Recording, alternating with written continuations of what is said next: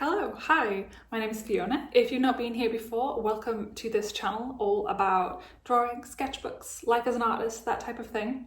So we're talking about fountain pens today. I've loved fountain pens for years. I got my first one when I was 9 or 10 at school, and I just used them for writing back then. It didn't occur to me to draw with them for some reason. But I just loved the sensory element of writing with them. They're just so enjoyable and tactile to use. If you've used fountain pens, you know what I'm talking about. But then once I got to art college, it occurred to me to start drawing with them. I realised what great drawing tools they are. And ever since then, I've just wondered why more artists don't use them to draw with. I think a lot of artists never really gave fountain pens a chance because they're kind of a hassle. You've got to buy different bits and bobs and inks. And I also think a lot of people have the experience of they've maybe tried fountain pens once, but they've not been shown how to hold it. So it's not worked and it's gone scratchy, and then that's the only impression they have of fountain pens. They do have a bit of a knack to how you have to hold them, but as your neighbourhood fountain pen enthusiast, I am here today to try and break through all of that and encourage you to give fountain pens a try because they're great, especially for artists. So fountain pens in a nutshell are refillable pens that have these distinctive metal nibs that work with fountain pen water-based ink. That's pretty much just the tip of the iceberg description. When you get into it, there are so many different types of nibs and filling mechanisms and inks. But I won't get into all of the technical stuff right now. I'll link some resources down in the description if you do want to read all about that stuff. But for this video, I just wanted to talk about why fountain pens are great for artists in particular, I think. And I wanted to share with you some of my fountain pens that I really like as well. One massive benefit of fountain pens, especially for artists, is that you get a smooth, saturated flow of ink without having to press down on the paper at all. There's no resistance, they don't scratch if you're holding them right, they don't work against you like ballpoints do, and writing with a fountain pen kind of forces you to adjust your grip and hold your pen a bit looser, which is really great for artists for a few reasons. Firstly, because a looser, gentler grip on the pen is a really great way to avoid all the different overuse injuries that artists can get in their hands, like RSI and carpal tunnel and all that kind of thing. If your hands get tired and sore and tensed up while you draw, I would really suggest looking into fountain pens. They're designed basically for long drawing or writing sessions without the hand cramping up. They're really comfortable to hold. And also, the less you press down, because you don't have to press down, the quicker and smoother you can draw, which fountain pens allow. I personally feel like drawing with a fountain pen it's basically a real life version of the line stabilizing tools you get in programs like Photoshop and Procreate. Because of the way the ink flows in them, fountain pens allow you to make marks and strokes very quickly without the line scratching or skipping or breaking. And like I said, they require very little pressure, which put together is just a recipe for very nice, very smooth lines. I'm convinced that I draw faster and smoother when I'm using a fountain pen. And there's also just a really tactile sensory enjoyment to drawing with something that flows so easily. They're just really pleasant to use. You can get so many different types of lines and effects from them. You can get needle-like tiny fine lines. You can get expressive flex nibs that work like a brush pen. You can do all sorts of calligraphy. You can refill them with every shade of ink imaginable. They're just really versatile. And another reason why I think fountain pens are great for artists is depending on the type of art you make, we as artists, we just get through pens very quickly. It can get expensive constantly replacing pens, especially fine liners, which just seem to run out instantly. And it's just not great for the planet to be constantly chucking all that plastic away, and it gets expensive. Whereas with fountain pens, you can, in theory, just buy one pen, one converter, and then that's it forever. You get the ink refills and glass bottles that last absolutely years, and then the glass is really easy to recycle. My oldest fountain pen, this one, I have had for 10 years. I've refilled it countless times and it works perfectly. So yay, sustainability. And let's be honest, fountain pens are just cool. They feel old school and historical. They make you feel like an 18th century poet in a castle or something. You just feel connected to all the different artists and writers of the past. And I think they're inspiring. They make me want to draw. So let me show you my pens. None of this is sponsored. I just have a lot of feelings about pens. So this is a Lami Safari medium nib. This is the very first fountain pen I ever bought. I still have it. And if I was to go back in time and buy my first pen again, it would still be this one. It's great. I've had it 10 years. It works good as new. So if you just buy one pen, a Lami Safari is a really good choice. They're really widely available as well. Pretty much any stationery store will sell them, and all their refills as well. You can get Lamy ink cartridges to fit them, or you can also get a converter cartridge, which is just like a reusable cartridge that you can refill from ink bottles as many times as you like. They feel very sturdy. The plastic never seems to crack, and they're durable. This, like I said, has been with me for 10 years. It's been through 4 house moves. It's been to 3 different continents. You chuck it in my backpack. It's never been babied or anything, and it still looks and performs absolutely brand new. This pen is my life companion. They're foolproof, fool being me. They're just, low maintenance, easy to use is what I'm trying to say. Once you go down the fountain pens rabbit hole, once you start spending time on our fountain pens on Reddit, you get to see that there are so many different complicated maintenance-y things that you can do to fountain pens.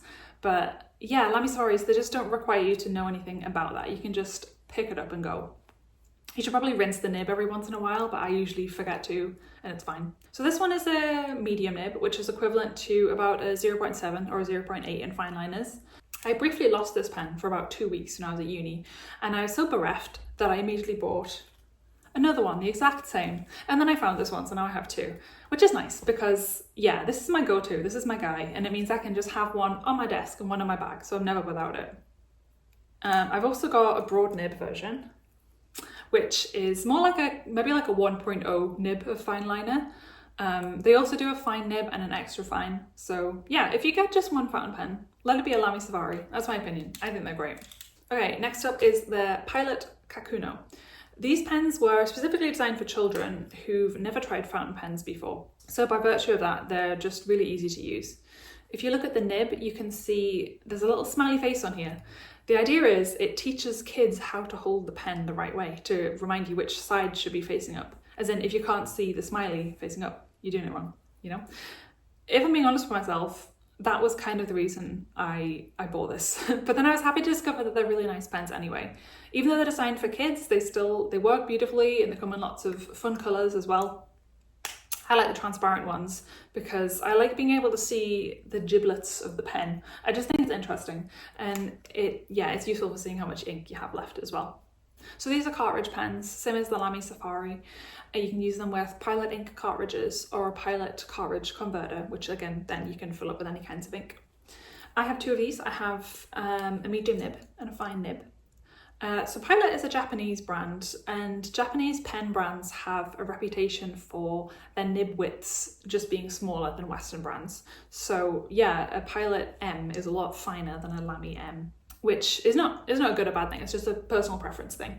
But yeah, if you're one of those artists who likes to draw with ultra thin fine liners, like tiny needle lines, probably something like a Pilot Kakuno extra fine will be a good choice for you, because that's going to be comparable to maybe a 0.2 or 0.3 fine liner. They're super small. Next up, I have a Twisby Eco broad nib. If you get sick of faffing about with disposable ink cartridges and converters and you want to try bottled inks and a pen with an inbuilt filling system, I really like the Twisby Eco. It's got a piston filling system, so you just dunk the nib in a bottle of ink and you twiddle this and it draws the ink up into the pen like that. So you don't have to dismantle the pen every time you fill it up like you have to with cartridges. Twisby Ecos come in lots of fun colours. There's a glow-in-the-dark one as well. I went for purple because purple's my favourite. And they're transparent as well, so you can see how much ink is sloshing about in the barrel, which is useful for knowing how much ink you have left, and it's also just really cool and fun. It's also capable of storing more ink than a cartridge, so you don't have to fill it up quite as often. This pen in particular, it's a broad nib, and I think Twisby has some of the broadest of the range of broad nibs. The lines you get out of this are thick. I really like having this option in my collection because I think half the fun of fountain pens are the inks themselves. And when you get really broad lines, you can really see and appreciate all the qualities of the ink. Like if it's got any qualities like colour shading, sheen, glitter, all that kind of thing. You can see that better with broader lines. So yeah, Twisby Eco, it's a good choice for if you've tried fountain pens before, you know you like them, and you want to start getting into bottled inks. I would suggest one of these. Something I want to add is if you're looking at getting one of these pens and you've never used fountain pens before, they are a bit more expensive than normal pens. Lami Safaris are about £20. Pilot Kakunos are £10, I want to say. I think my Twisby Eco is £35. Please don't let that put you off, because I don't know, you can't really compare them to normal pens. You're going to have them forever. It's the one initial investment, and then you just keep it and refill it forever and ever and ever. In theory, you could just buy one and then literally never have to buy another pen again in your life. I'm aware of the irony of me saying that after showing you my collection of many pens, but yeah, lots of people just get one and keep it for their whole life. So yeah, don't compare it to the cost of one pen, compare it to the cost of all the fine liners you get through in the course of, 10 years. So that's how I justify it anyway. Okay, let's talk about ink next. Inks are a major part of the entire point of fountain pens, in my opinion. With fountain pen inks, you can get any colour you can imagine, and honestly, some colours you probably couldn't imagine. I have some inks in my collection that I genuinely could not tell you the colour of. They're really strange and complex, and it's just not, you just don't get that in fine liners or ballpoints. You can get some really interesting ink properties as well. I like inks that have a lot of shading, which basically means they dry in a slightly uneven way, where the ink pools and creates lighter and darker areas, and it gives a sort of watercolory effect to your writing and your sketch lines. It's really pretty. Inks with sheens are really nice as well. So sheen, that just means maybe it's a blue ink, but when it dries and you hold it up to the light, it's got a slight like red flash to it. That's what a sheen is. But yeah, these are all things, like I said, you can't get this with fine liners. And it's worth mentioning that all fountain pen inks work in all pens. You don't have to match up brands or anything like that. You can use any fountain pen ink you find in any fountain pen. They're cross-compatible in that way. Okay, let me show you some of my favourite fountain pen inks. I'll not go through my whole collection because collecting them is kind of addictive and it has spiraled out of control, and I have a lot now. But if I had to start my collection from scratch again, these are the ones that I would buy first. If you're using your fountain pens for drawing, which is what we're all here for, you're probably going to want at least one good quality solid black ink in your stash. I really like Sailor Black. It's a good solid black. As you foray into this world, you'll discover that not all black inks are the same. Some are greyish, some are bluish, some fade or smudge, but Sailor Black, it's a good all-rounder. It's very black. You can get a big bottle of it at a lot of pen shops. It's not expensive. Yeah, this guy is a real heavy lifter. I draw with it a lot.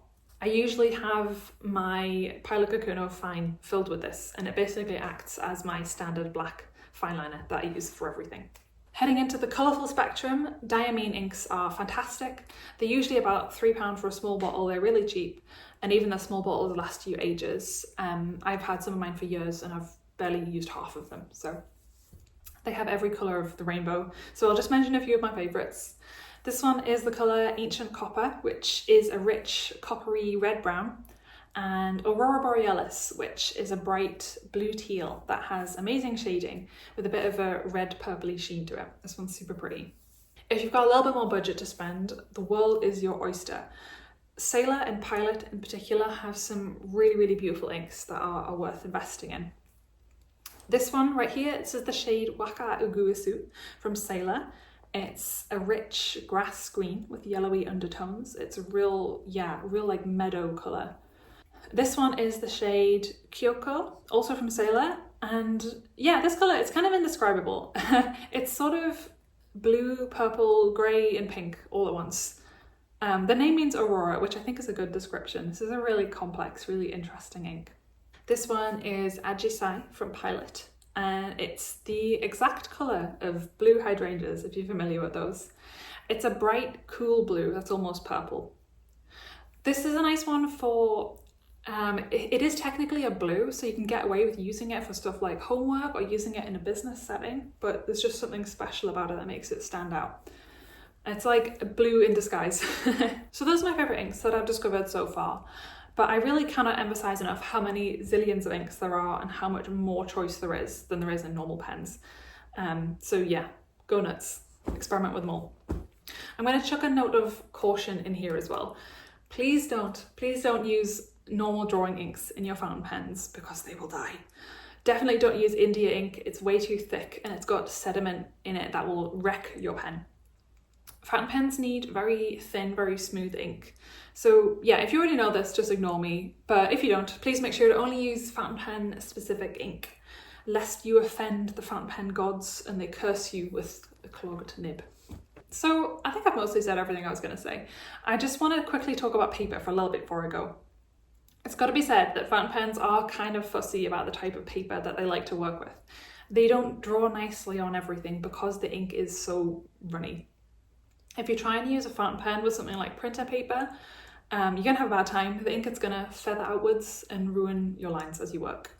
If you do need to write on printer paper or poorer quality paper, an extra fine nib is going to be your best bet because they just release less ink, but yeah, it's still not great.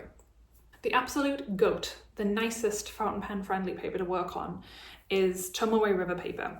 It's ultra smooth, and even though it's ultra thin, the ink just doesn't seem to leak through at all. There's something magical about it that just makes any ink look beautiful. If you've got an ink with a complex colour with lots of shading and special effects, Tomoe river paper will make it absolutely sing. It'll be beautiful. But the downside is it's just hard to find. It's not commonly sold in notebooks or sketchbooks. It's generally sold as loose sheets if you can find it at all, which is kind of annoying if you're looking for a convenient little drawing book. I've never seen Tomoe river notebooks sold outside of Japan. So if you do see it, you know, go for it. But if not, there are still plenty of sketchbooks and notebook brands that do still work really well with fountain pens. Generally speaking, you're going to be looking for very smooth, very thin paper, and not so much typical mixed media paper. Anything with a texture on it is going to be a bad time for fountain pens. You want a really smooth surface. I'm currently working in this sketchbook, and I'm pretty happy with how my fountain pens are acting in it. This is a Pith sketchbook, and I'm trying to say that really carefully because the auto captions usually let me down and say the other thing. So let me emphasize Pith, P-I-T-H. That's what this is. This one is the uguisu notebook, and they have lots of different sizes of colours as well. In the past, I've used Leuchtturm notebooks as sketchbooks. I don't really like the Leuchtturm actual sketchbook paper, but if you don't mind thinner paper, Leuchtturm plain notebooks make a really nice sketchbook. I'll link on screen now the sketchbook tour I did a while ago of my Leuchtturm notebook if you want to see how the pens acted on it and stuff. But yeah, fountain pens, they really like this paper. They behave pretty nicely on it. Another sketchbook I've used with fountain pens recently and been happy with is the Nina Cosford sketchbook. The paper, it's nice and smooth and thin, which fountain pens really like, so that one worked well. Muji plain notebooks also work really well, and these are the cheapest options out of everything I've mentioned. I think this was about £1.50 or something like that. So yeah, if you've got a Muji near you, Muji plain notebooks are a really good option. Overall, with everything I've said about pens and inks and paper, this is absolutely not a definitive list. I know there are so many other great pens and papers and options out there that I've just not had the chance to try yet. I've heard lots of people say good things about lots of other pens, but I'm trying hard to have restraint and not to buy every single pen on my wish list, so I can't speak from personal experience about other pen brands. So if you love fountain pens and it's something I've not mentioned here, please share with us in the comments your favourite fountain pen brands, inks, pens, papers, sketchbooks you like to use that work well with fountain pens, all that good stuff. Please tell us. Let's nerd out about fountain pens. I hope you liked this video. I hope you found this helpful. Thanks for hanging out, and bye until next time.